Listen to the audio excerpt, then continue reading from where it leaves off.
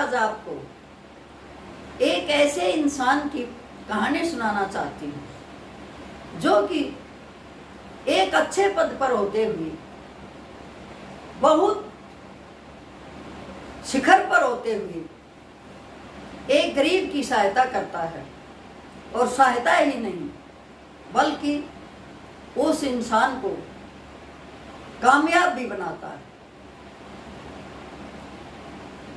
एक बॉम्बे जैसे शहर में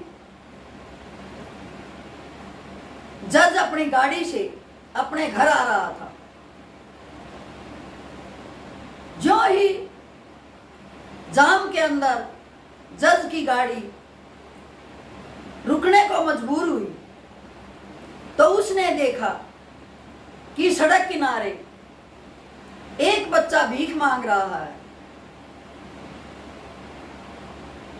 उसके पैर में भी कुछ चोट लगी हुई है, लेकिन पट्टी तक नहीं बंधी, ऐसे ही घाव दिखाई दे रहा है और घाव भी पका हुआ है।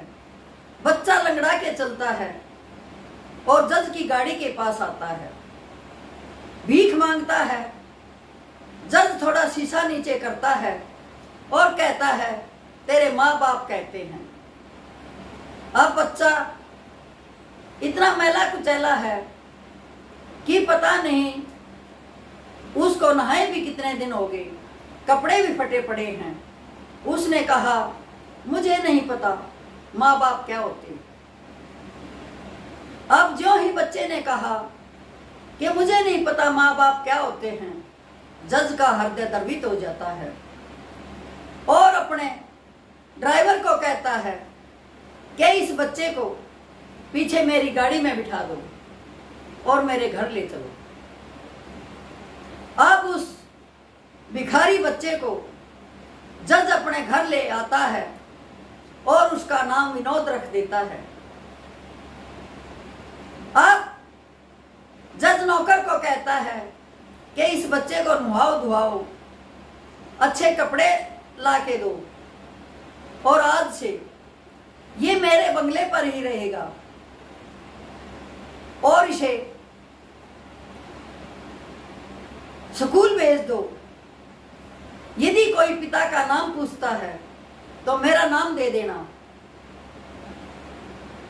अब वही विनोद जज के घर में, क्योंकि कहते हैं ना कि पुनर्जन्म का फल, ये उसका शायद पुनर्जन्म का फल ही होगा, जो एक जज का दिमाग पलटा और एक सड़क किनारे पड़े भिखारी बच्चे को अपने घर ले आया। अब जज उससे छोटा मोटा काम करवाता और उसे स्कूल भेजता। जज ने उसको कहा, बेटा मैंने तुझे सब कुछ दिया है, लेकिन पढ़ाई तो तूने खुद ही करनी है।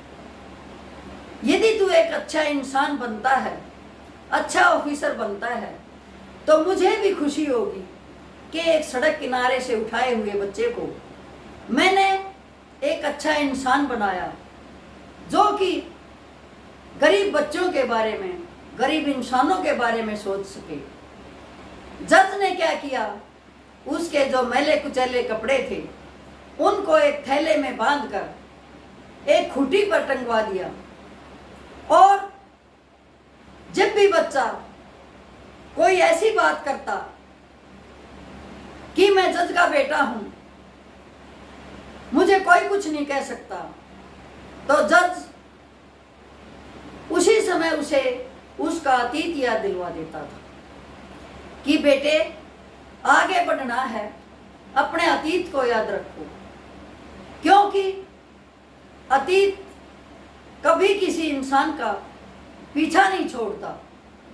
जो उससे पीछा छुड़ा लेता है वो कभी किसी का सुधार नहीं कर सकता, न अपना कर सकता, न दूसरों का कर सकता, न भला बन सकता और न ही भलाई कर सकता। जब इंसान को अपने आप के बारे में पता रहेगा कि मैं क्या हूँ, मेरे अंदर क्या है, मैं क्या था, और आज क्या हूँ और क्या होने जा रहा हूँ, तभी इंसान दूसरे की भलाई के बारे में सोचेगा। यदि इंसान को गरूर आ गया और अपने अतीत को भूल गया तो आगे बढ़ने में उसे बहुत बाधा आएगी और शायद पैसे के गरूर में, पोस्ट के गरूर में वो आगे ना बढ़ पाए। लेकिन यदि उसे अपना अतीत याद रहेगा कि तू क्या था और क्या होने जा रहा है, तो हमेशा ही अपने अतीत के बारे में सोचकर दूसरों की भलाई के बारे में सोचेगा। वो सोचेगा कि किसी ने मेरी लाइफ बनाई है तो मैं भी किसी की लाइफ बनाऊं, किसी ने मेरी सहायता की है तो मैं भी किसी की सहायता करूं। अब जो जो विनोद बड़ा हो रहा था तो उसके विचार भी जज के घर में रहने के कारण आगे बढ़ रहे थे। लेकिन जो ही उसके विचारों में खोट दिखाई देता, जज उसे उसका अतीत याद दिलाता था। अब वही लड़का, एक दिन उसने इतनी मेहनत की, पैसा जज ने लगाया, लेकिन पढ़ाई तो विनोद ने ही करनी थी। जज ने उसे ऐसी ऐसी शिक्षा दी कि यदि अच्छा इंसान बनेगा दूसरों की सहायता कर पाएगा। यदि तू भिखारी होता तो यूं ही मांग के खाता, किसी की सहायता नहीं कर पाता। आज तू उस मुकाम पे पहुंच कि दूसरे भिखारियों की सहायता कर सके। यदि कोई आगे बढ़ने वाला बच्चा हो तो उसकी सहायता कर सके, उसे एजुकेशन देकर अच्छा इंसान बना सके। क्योंकि एजुकेशन का धन ऐसा धन है जिसे कोई नहीं छीन सकता। जो समाज, जो देश पढ़ा लिखा होगा, एजुकेशन में अव्वल होगा, वही तो आगे बढ़ेगा। जज ने कहा, फर्स्ट वर्ल्ड वार हुई, सेकंड वर्ल्ड वार हुई, लेकिन जिन देशों ने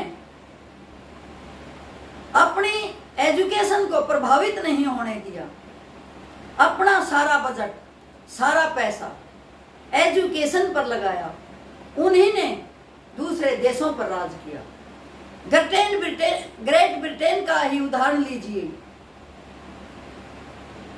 वर्ल्ड वार के अंदर भी उन्होंने अपनी शिक्षा का बजट कम नहीं होने दिया, क्योंकि वो समझते थे कि यदि हमारी शिक्षा अपर होगी, सबसे ज़्यादा होगी, तो हम अनपढ़ लोगों पर, दूसरे लोगों पर राज कर सकते हैं।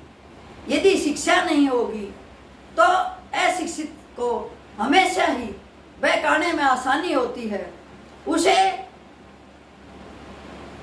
कुछ भी समझाया जा सकता है, अपनी तरफ किया जा सकता है।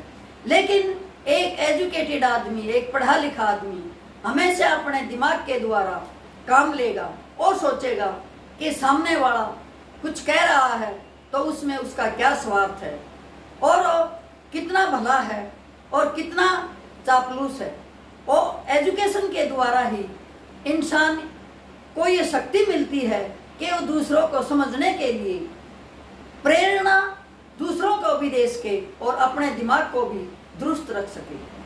अब वही हुआ कि एक दिन वही विनोद IAS का एग्जाम हुआ और यूपीएससी में फर्स्ट रैंक से पास हुआ।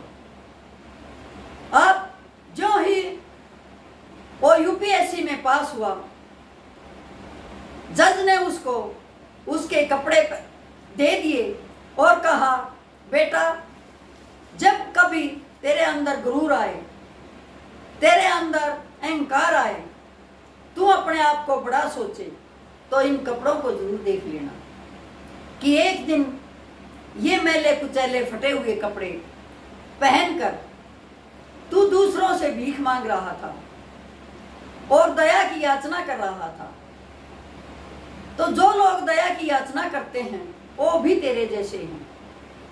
उनकी सहायता करने में कभी चूक मत करना। जाओ अपनी नौकरी करो और दुनिया की भलाई के लिए शपथ लो। जहाँ भी मौका मिले वहाँ दूसरों की भलाई करना, तथा कोई ऐसा है हो तो जैसे मैंने तुझे पढ़ा लिखा कर एक अच्छा इंसान बनाया है, तू भी अपनी ज़िंदगी में कोशिश करना कि तू भी किसी गरीब ऐसा है कि ज़िंदगी बना सके। मैं आज बहुत संतुष्ट हूँ क्योंकि मैंने एक सड़क किनारे से उठाकर बच्चे को IAS ऑफिसर बना दिया। मैं परमात्मा से यही प्रार्थना करता हूँ कि जो मेरे जैसे और भी सामर्थ्य इंसान हों वो गरीबों की सहायता कर सकें और हमारे देश की जो नागरिक हैं उनको अच्छा इंसान बनने में मदद कर सकें। यही थी मेरी कहानी और यही था मेरा संदेश। यदि हो सके तो इसको फॉलो अवश्य करना, जितना हो सके दूसरों की सहायता करना, जितना हो सके कम से कम एजुकेशन में तो अवश्य ही आगे बढ़ाना। यदि एजुकेशन आगे है तो हमारा देश आगे है, हमारा समाज आगे है, हमारी बुद्धि आगे है, हम सब कुछ कर सकते हैं यदि हम एजुकेटेड हैं। तो यही थी मेरी एक प्रेरणा, दूसरों को अवश्य फॉरवर्ड करना, दूसरों को बताना और लाइक तथा सब्सक्राइब अवश्य करना, जिससे कि मेरा मनोबल बढ़ सके और मैं आगे भी आपको ऐसे विचार देने में सक्षम हो सकूं। धन्यवाद।